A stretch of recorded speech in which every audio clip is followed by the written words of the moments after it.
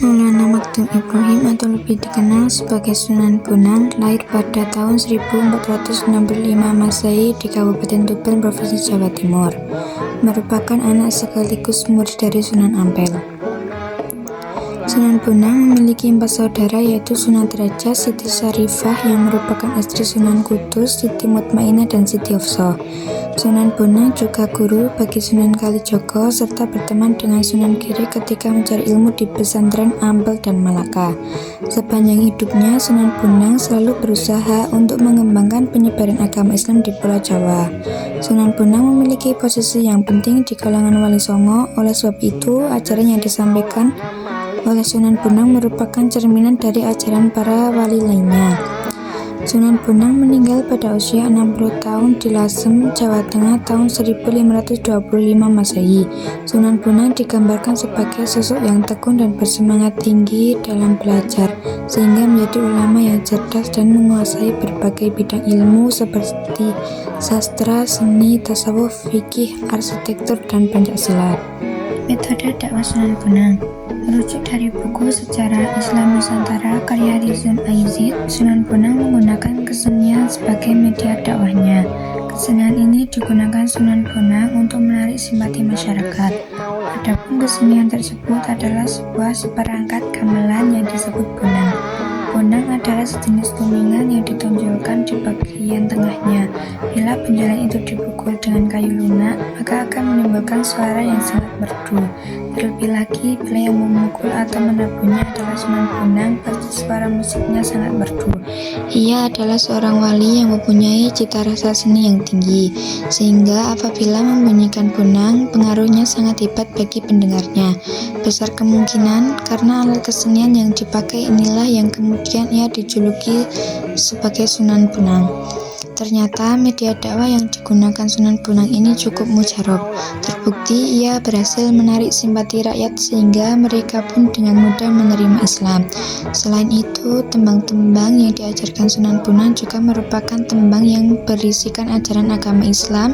Dengan cara ini, masyarakat mempelajari agama Islam dengan senang hati, bukan dengan paksaan. Sebagai seorang wali dan sekaligus seniman, Sunan Bonang banyak melahirkan karya sastra berupa suluk atau tembang tamsil dan prosa yang sangat hebat. Tidak hanya hebat pada masanya, tetapi juga hebat sampai masa sekarang. Karya sastra Sunan Bonang penuh keindahan dan makna kehidupan beragama. Sunan Bonang berdakwah di beberapa lokasi, di antaranya yaitu Kediri. Sunan Bonang memulai dakwahnya di Kediri, Jawa Timur dengan mendirikan mushola di Desa Singkal, tepi Sungai Brantas. Di sini Sunan Bonang berhasil mengislamkan Adipati Kediri, Arya Wiranatapada, dan putrinya. Yang kedua di Demak, Sunan Bonang dipanggil oleh Raja Demak, Raden Fatah, untuk menjadi imam masjid Demak. Namun Sunan Bonang kemudian pindah ke Lasem. Kemudian yang ketiga di Tuban, Sunan Bonang mendirikan pondok pesantren di Tuban untuk mendidik dan melatih kader-kader Islam. Sunan Bonang wafat dan dimakamkan di Tuban, sebelah barat Masjid Agung. Peninggalan dakwah Sunan Bonang antara lain Kaltapatura. Peninggalan Sunan Bonang yang menggambarkan konsep kesatuan dengan menghargai perbedaan. Kaltapatura terbuat dari batang pohon yang diukir dan menggambarkan kehidupan bermasyarakat di masa Wali Songo. Kemudian yang kedua, Masjid Astana. Peninggalan Sunan Bonang yang terkenal dengan gaya payung menyerupai masjid di Arab Saudi.